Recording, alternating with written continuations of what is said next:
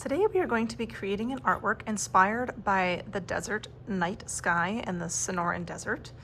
That is because in the desert it's extremely dark, there's not much light, and the Milky Way and constellations and stars are highly visible. So we're going to be creating a sculpture, and this type of sculpture is called a mobile. And a mobile is a sculpture that actually hangs, and it also moves depending on the wind and the air surrounding it. So eventually our artwork will kind of hang from the ceiling of our glow gallery, and it will spin and move.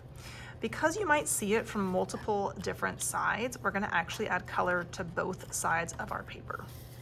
To start today, we're going to cut out the circle. We don't want to cut on our spiral just yet. We're going to cut only on the gold circle line.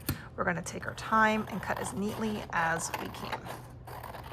Now that I have my circle cut, I'm going to use this spiral that I see here as kind of my guide.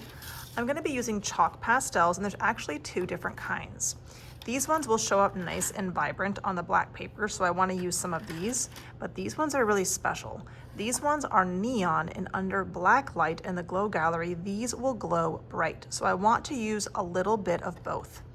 With my chalk, I'm going to try to follow this spiral. I don't necessarily want to trace right on top of it. I'm going to pretend kind of like I'm a car that's driving in this black road, and I'm going to start and try to draw my own spiral that kind of goes around the spiral that is already on my paper, and I'm going to end up back at the middle.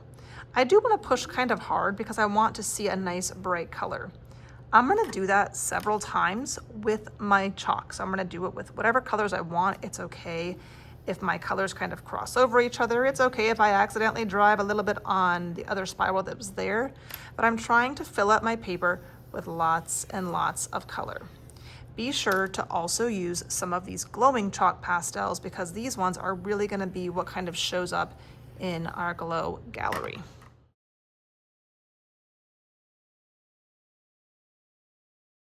Once I have drawn my spirals, I almost want to pretend like I am drawing with my finger. And I'm going to take my finger and I'm going to draw or kind of slide my finger in a spiral as well. And it's going to blend those colors down. So I'm kind of taking my finger, I'm not going back and forth, but I'm dragging my finger and kind of swirling the colors together and blending those colors down on my background.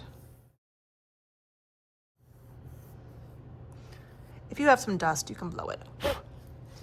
Once I'm done with the front, I also need to do the back. Now the back side does not have a spiral on it, so you're going to try and draw your own.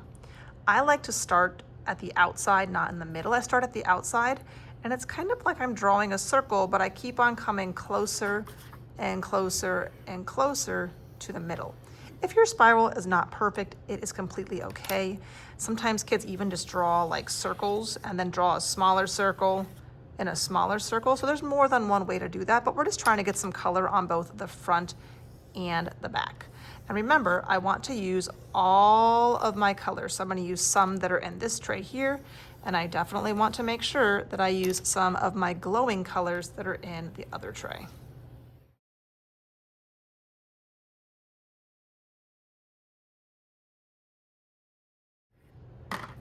Once I'm done with the drawing, I'm going to use that one finger, and I'm not rubbing, I'm taking my finger, and it's like I'm drawing a circle or a spiral with my finger, kind of over and over and over again.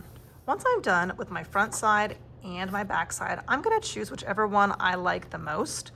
I kind of like this side the best, so I'm going to actually put my name on the back side before I do our fun painting part. I'm just going to write my name kind of small, just right here on the edge, so that I know whose is whose once our paint has dried.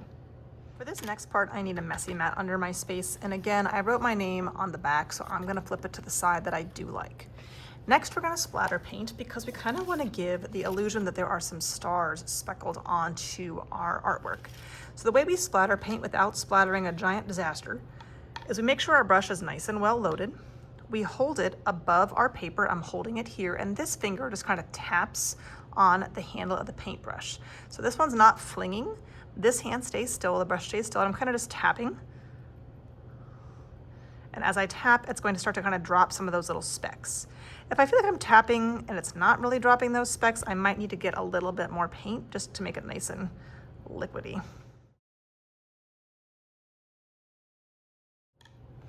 Once I'm happy with how many stars I have, then this will be set to dry. Once your kind of night sky is dry, we are going to go back and we're going to add some stars. Now we want to add some stars both on the front and also on the back. That way, no matter how our piece is spinning, we will see stars from both sides. I'm going to take my glue stick and just kind of put a small little dot of glue on my paper where I would like one of my stars to go, and I'm going to press it down in place. Sometimes these stars, they kind of get stuck together, so make sure if you're gluing and there's a couple stuck together that you only have just one. It's also okay if you put some that kind of hang off the edge of your circle a little bit. That actually looks quite nice when it's spinning and moving in the glow gallery. So we're going to put a decent amount of stars kind of all over the front as well as the back.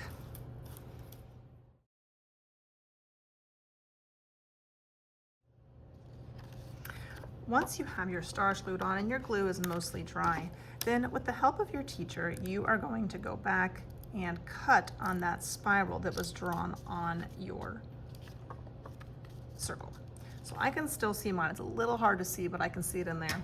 So I'm going to cut one continuous line. If I end up needing to go right through a star, that is totally fine. But I'm just going to keep on cutting until I get back to the middle. There shouldn't be anything to throw away. We are kind of just cutting right on that line.